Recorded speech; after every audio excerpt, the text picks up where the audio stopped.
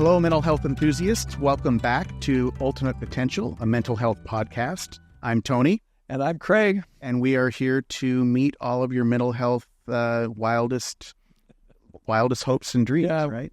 Something like that, yes. We are here to serve, that's for sure. We have a special guest with us here, as we often do, Laura Easler, LCSW. And Laura works at our Geneva program, which, if you don't know, we have 4 or 5 different programs at Telos. And Geneva is a very small, very specialized program that works just with adolescent boys who are, how would we say, a bit of a handful. Yeah. These are boys that maybe have been in other mental health settings, inpatient settings, and have struggled, have maybe needed more support, maybe more structure. And so they can come to Geneva and find a nice, structured, supportive, therapeutic environment to continue to grow. So, would you say I say you nailed that? Well said. Okay. Yes. So I saw a movie. It's a documentary. This is about 2 years ago, and I think it was called Ernie and Joe Crisis Cops, and it was about. Have you ever seen that? Nope, okay, so it's about these cops down in Texas, I believe, and they weren't therapists, but they were mental health cops. So whenever there would be a call that seemed like it had a mental health type aspect to it, these 2 guys would go, and the way that they interacted with people was very different from the way a traditional law enforcement professional would interact with them. They didn't carry guns. Actually, I can't remember. It seemed they didn't carry guns. They didn't show up in a uniform, and they were masters of de-escalation. And the whole documentary was fascinating because it was one of those things that worked so well. Like all of the violent, the violent situations that happened between cops and people that they're trying to help decreased by this insane amount, and it worked so well that, of course, nobody else did it anywhere, right? And when I learned that our very own Laura was somewhat like in that role, will you tell us a little bit about your background and what you did before coming to Geneva? Sure, I'd love to. So I was a psychiatric emergency response team clinician working in conjunction with the San Diego Police Department. So I was contracted through the county. It was a nonprofit organization called Community Research Foundation, and we were just a sector of it. And essentially what it was you were assigned to a division or a department. So some would work with the sheriff's department, and some clinicians would work with the police department. I was blessed to be able to work with the San Diego Police Department, and I was assigned to a division where I would wear a bulletproof vest, cargo pants, combat boots, the radio, a tourniquet. And I would be assigned with an officer for the day during lineup. And then I would just patrol with that officer for 10 hours. And we would respond to crisis mental health calls or non-crisis mental health calls. And that could entail a variety of things. Someone was having a psychotic episode. Someone was having significant depression where they're experiencing suicidal ideations or homicidal ideations. Some were in domestic violence situations. Some were experiencing homelessness, just a variety of components. And it was really nice being able to ride with officers because I got to really understand what they experience on a day-to-day. And because I'm listening to the radio, we're looking at all the calls, I could see through a clinical lens that a person would benefit from additional resources, and I would encourage officers to go. So was it just you and one officer? So you were kind of like a partner almost. Yeah, in officer lingo, we were kinged up. We were kinged up. Yeah. So he was my partner. We were kinged up for that day. And so it would be really nice. So the way the program was run, though, is that, PERT, it was the acronym for it. Officers could attend a week-long training through PERT where they would receive a lot of mental health education and knowledge. And then they'd get a little PERT pin that they would walk around proudly, and then they would be able to ride with clinicians. That wasn't always available to all officers, and so it was really nice because I'd be able to ride with someone who was freshly out of phase training, and then I'd be able to work with somebody who had been who had been a police officer for over 20 years. It was a really nice variety. Did police officers want clinicians along for the ride, or were there any that were like, no, I'll stick with the canine? Yeah. There were some officers who said, I don't really understand mental health. I want to, but not enough to be able to actually want to ride with you, because, when a lot of officers join the force, they don't think of it as serving those with mental illness. They think of it as solving crime. Yeah. Right. And so that would be their component would be, I'd like to more focus on solving crime. I'm just imagining that like a huge percentage of the calls would be mental health related. What percentage, if you had to guess when you were out? Goodness. Honestly, I don't know. I've never actually sat down and thought about the percentage. Some days were really busy and some days weren't. I would say a large portion, though. I mean, if I had to give a number just off the top of my head, probably 80%.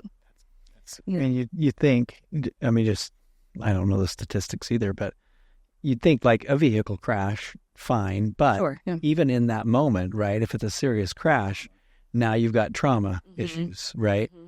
But outside of that, like people who do criminal things, generally speaking, are probably diagnosable, right? Like, sure. So you could stop a bank robber and help them with their ADHD and their impulse control, right? And their impulse control. That's right. Think it through. Relationship continuum. About your inner child. Yeah. On the I'll money. let you hear. Let's talk about that. Yeah. That is so, that seems really forward thinking. Do you know if there are many departments around the nation that are doing that? Yeah. It's expanding. So it's not, programs aren't exactly like PERT that I've learned about, but it is expanding. So there's two separate sanctions. There's the mobile crisis response team, and then there's, like mental health clinicians who ride with law enforcement. I actually looked into Salt Lake City Police Department. So they have their own program, and I cannot remember what the acronym or what the program is called, but essentially the clinicians are hired through the department. So they're not technically civilians, but they're not officers either. And so they're used as a resource where the officers will be in the community and say, hey, this looks like a mental health component. Do you mind coming out? Or they'll listen to the radio and they'll say, oh, that sounds like a clinician could be available. Interesting. We had another guest on who was the sheriff of a big town out in Pennsylvania, New York. I can't remember, in the East. Yeah. And his whole election, like his whole worldview was surrounded this whole concept. And so I know that they're doing it. They have whole bands full of people that would show up and then track and follow the mental health progress of those who were in trouble with the law. And I think he really specialized in addiction, looking at addiction and how to deal with overdoses and at those who are struggling with substance use disorder. So we've kind of addressed law enforcement from a couple of different angles on this podcast. Craig, do you remember, and Laura, I don't know if you would know about this, but do you remember years ago there was a young man in his 20s out in Saratoga Springs, and he was walking around in the community around some businesses, and he had a samurai sword. Yeah. And it was just like a kind of a decorative one, but people were nervous. They called the cops. The police came out and they shot him. Right. Yeah. And I think he was on the spectrum, if I'm not mistaken. He was. He was autistic. And it was really sad. And I wonder if, obviously those kinds of situations would make something like the Salt Lake City Police think about these kinds of programs like PERT, right? Yeah. Yeah. So, were you ever afraid for your safety? No, I wasn't. Only because I trusted my partners that much. I can only speak for San Diego Police Department, and I will say that their training is top notch in that regard, where I was never afraid. And for the newer officers who were still learning, I was not afraid to advocate for my needs and have that. I had to kind of keep my head on a swivel as well. Yeah. And so I was never. I was more worried for them, for the officers. You know, they had to experience scary things. So when you said that about the samurai sword, it made me think of a gentleman who was experiencing substance-induced psychosis, which was the majority of the individuals we met with in terms of psychosis. And he had created a double-edged kind of samurai sword, put them together, and it was just like this long, double-edged weapon. Yeah. And I was writing with a partner who is very proactive with things, and obviously community members were concerned and were calling because he was swirling it around as he was walking, talking to himself. And my partner sees him, calls for backup, and then kind of just jumps out and is able to talk to the gentleman to get him to put the knife down and detain him, and then, you know, get him the services that he needed. So, yeah, there was experiences with that where I think the officers, given the events with the past few years where a lot of individuals' mental illness have been had their lives taken away from them, you know, by law enforcement and other individuals for a lot of valid reasons, but others that were training opportunities. And so the officers are very cautious, at least in San Diego Police Department, are very cautious and very cognizant that these situations don't necessarily need to involve firearm or taking the life of someone. Right. I would imagine that you had to help people work through suicidal ideation. Is that something that, yeah. I would, yep. And so a lot of that would just be in various situations. It would never be anyone who was at the edge of a cliff or on the edge of a bridge. The law enforcement had their own specialized team to be able to manage that. So it would be being able to meet that person where they are, provide that compassionate listening, and provide those resources to be able to help them. So I know that police have taken a lot of heat, right? Especially in more recent years, about struggling to discern between a mental health crisis and criminality. You know, something that is truly dangerous versus something that maybe isn't dangerous. What would you teach the officers that you worked with? How could they know the difference between the two? It's a really tough question, to be honest, because sometimes those can be very interlinked. Yeah. Right? If mental health crisis can be dangerous. Exactly. Yes. And so, and just because you have a mental illness, does that mean that you can commit any crime that you want? I believe in your mental illness. You know, if you have a outpatient mental health team and you are prescribed medications and you're choosing not to take advantage of those resources, do you get to have a way out just because you have a mental illness, or do you need to be held accountable and be taken, you know, to, if you broke a law, we have to protect and serve our community, and would you benefit going to jail or to prison where they do have mental health resources, at least in California? And so really that is always a hot debate because it's such a convoluted question. There's not really like a solid answer to that. It's more based on the circumstance, and the training of the individual. Yeah, sir. Because people who are doing something illegal, not just people who are doing something illegal, but most people in general, if you sat down with them, you could probably diagnose them with something. Sure. Right? Absolutely. So it does bring up the question of like accountability. Right. And just because somebody has a mental health issue doesn't necessarily mean that they are safe to be out on the street, right? There's times where they do need to be separated from society, safety reasons.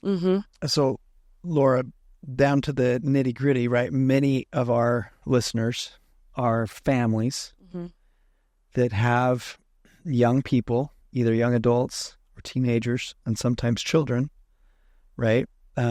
Preteens that do have really legitimate mental health issues that show themselves many times as behavioral problems, right? Hard to manage. And also many, many times cross that line of being illegal, right? Mm-hmm. So the three of us in our world, it's common to hear the really heart-wrenching stories of these parents who don't know what to do. If you've got a child who might not be violent anywhere except for in their own home, might not be violent anytime except for when they're emotionally dysregulated, which is 100% like probably out of their control when you get to these, really serious cases. And then what do? Do you call the police and risk a shooting, risk a record? Do you try to hold them down yourself and then risk getting turned in for abuse and neglect or whatever? Or do you make them go to school and end up with this huge fight? Or do you wait for the school district to come to you and say you're not a good parent and you're in trouble? And do you take all of the knives and anything that could possibly, and anything they could hang themselves with, and do you quit your job and stay home and watch them all the time, or do you seek for help? And then the resources sometimes either aren't there or inadequate or aren't good. Right. I mean, I want you to get in that mindset, right? Because you have parents right now on your caseload who are, I'm not saying most, every one of them have that same story, right?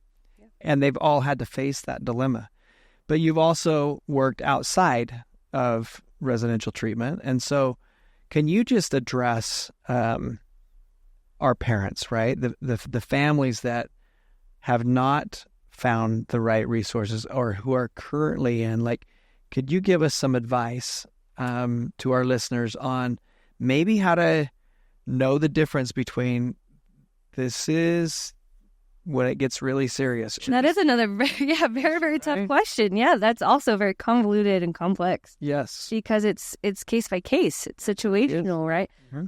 Two things that came to my mind when you said that, when you're asking those questions, which are great questions. One of them was, obviously as clinicians, we know that if a person is presenting to be a danger to themselves or others or greatly disabled, call 911, get them to a hospital.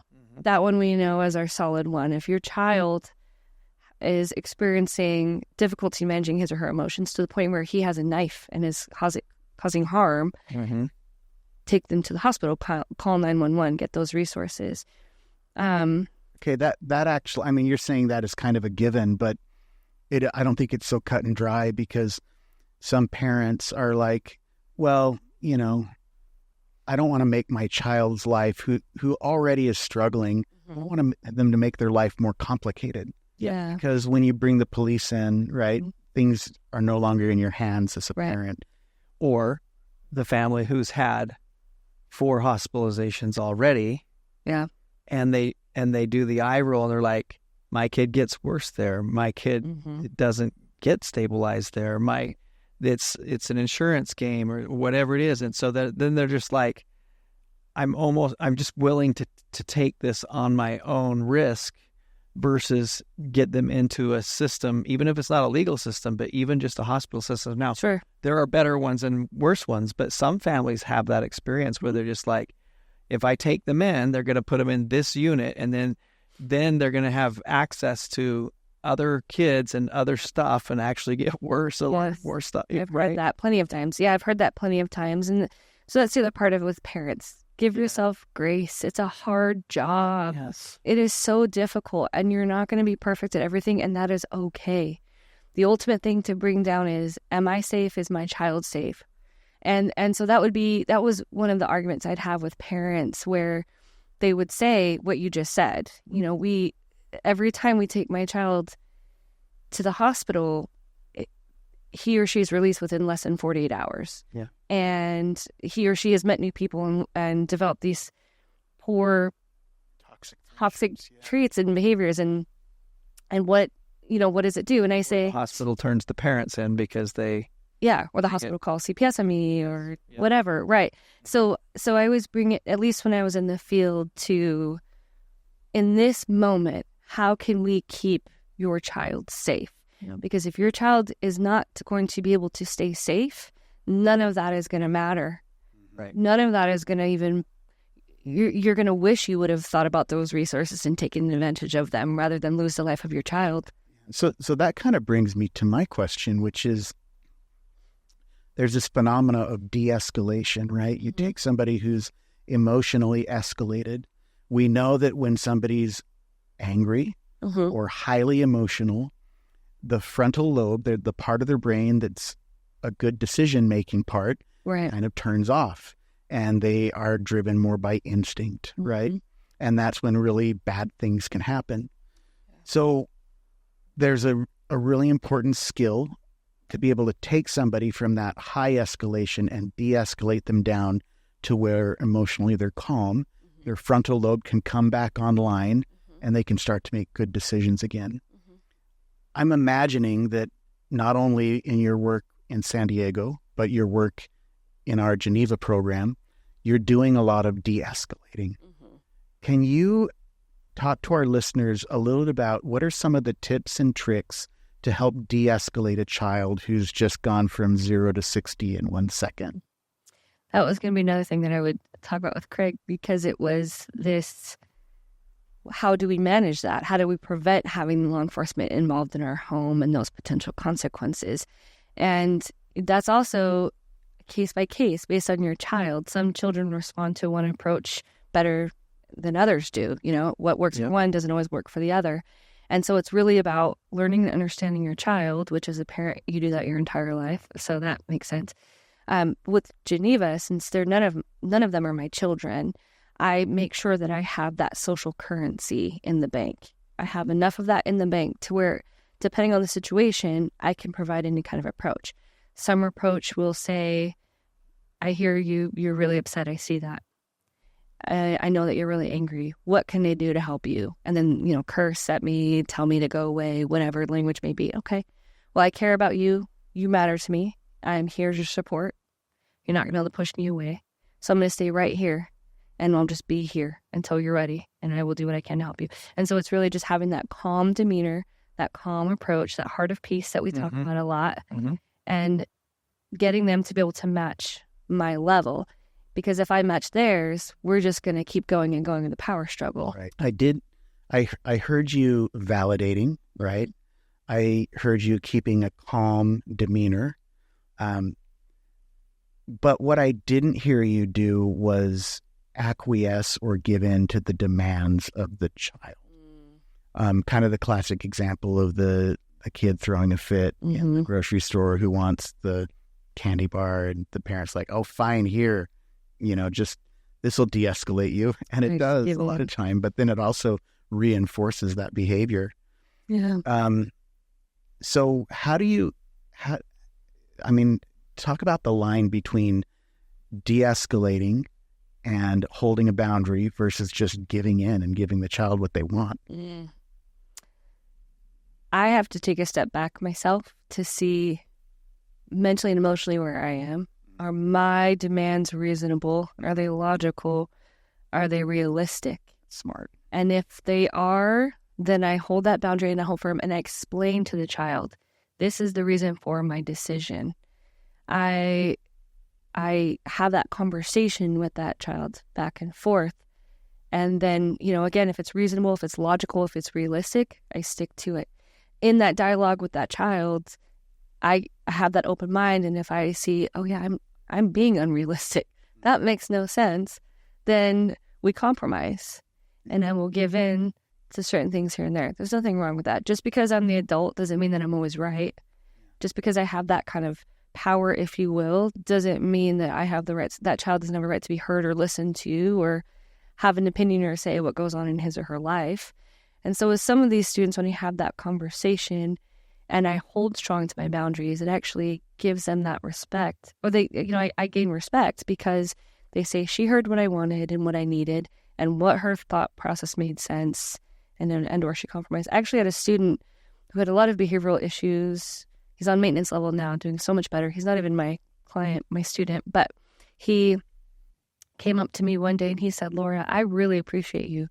You held boundaries with me really well, and that actually helped me to be better and to do better. And it was so sweet to see, because holding boundaries sometimes is really hard because I care about these kids and I want to give them what they want to be happy, and I want to give them what they want to just make them stop. Yeah. But it's, just, okay, quiet. But it's not, in the long run, it's like, as you said, it's not going to benefit anyone. And so being able to have that verbal feedback of saying, yeah, it worked, was so good, because I can hold a firm boundary at work, and in the car I'm crying thinking, oh, this poor child's mad at me. This is so hard, Well, I'm hearing a tool that you're using in there that our listeners can pick up on, and that's this idea of kind of an 80-20 compromise, right? Mm-hmm. Sometimes I think parents, it does turn into a power struggle where it's my way or the highway. Mm-hmm. And to compromise, to give that child even a little bit of what it is they want, mm-hmm. it feels like a defeat. And it feels like, oh, great, I'm just reinforcing that behavior. Right. But when a child is stuck and rigid and escalated, sometimes by just giving them 20% of what they're asking for and getting them, to do 80% of what you're asking, you can de-escalate the situation and mm-hmm. both win, right? Mm-hmm. I asked myself, what is the benefit of giving this person the 20%? What is the benefit of me trying to hold on to the 100%? How is this going to benefit and help everybody? And so, yeah, the 80-20, I think, has worked phenomenally well, at least with our students in Geneva. And they probably start to trust you more. It's like, mm-hmm. hey, it's not like the unstoppable force meets the immovable object and there's going to be this, mm-hmm. I'm going to get nothing that I want every time. It doesn't have to be a fight every time. Yeah. It can be a simple conversation, and then they can have radical acceptance, or I can have radical acceptance. Mm-hmm. Either or. Can you tell us what radical acceptance is? Oh, it's in the name, radically accept it. To say it is what it is. I'm going to accept that I am here in Geneva, and that is my situation, and how am I going to make the best of this? What am I going to do next? What am I in control of? Letting go of the expectations, the shoulds, the musts, mm-hmm. this is how it has to be. It's just embracing what is and accepting it. Mm-hmm. Yeah. Letting that go. Well, you've given us a lot of, I think, really great and practical tips. And I think if every police department across the nation were to take maybe even just the 80-20, right, mm-hmm. and some of these other tools, mm-hmm. there would probably be less tragedy. Right. I think that law enforcement is coming a long way in terms of integrating mental health into their practice in the community and their service in the community. They're starting to see more and more how much mental health does impact the choices that individuals make and how they interact with them. If I knew that a clinician was going to be riding along with an officer, or even that the officer had good mental health training, I'd be so much more comfortable mm-hmm. calling the authorities when I felt like I needed them with my child. It came to a point where the community members would say, we'd like a PERT clinician to come to our home, or we'd like officer so-and-so to come to our home to help, mm-hmm. because they understood this person knows my child, this person has the appropriate resources, and I know that this person is going to respond appropriately to my child to be safe. Tony knows this, but you probably don't. But I was raised in a police home. Mm-hmm. So my dad was the chief of police, small town.